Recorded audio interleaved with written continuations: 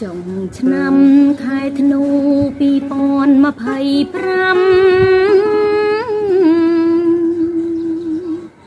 កូនខ្មែរចងចាំចៅសៀមឆ្លៀនពៀនទំលាក់ក្របផ្លោងបាញ់ចូលទុនទ្រីសំឡាប់បំពៀនជនជាតិខេមរាសន្ធឹក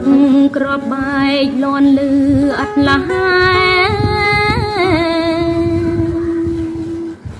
ឪពុកព្រាត់ម៉ែកូនព្រាត់មេបាប្រពន្ធព្រាត់ប្តីសៀមវាយប្រហាកំព្រាឯការស់នៅរាល់ថ្ងៃ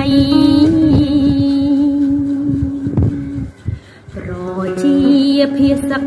ដឹកជាតិខេមរាមានក្តីមេត្តាសណ្ដោងប្រណីបងប្អូនរួមជាតិទាំងទាំង8ជួយដឹងទុកភ័យក្នុងគ្រាអាសន្ន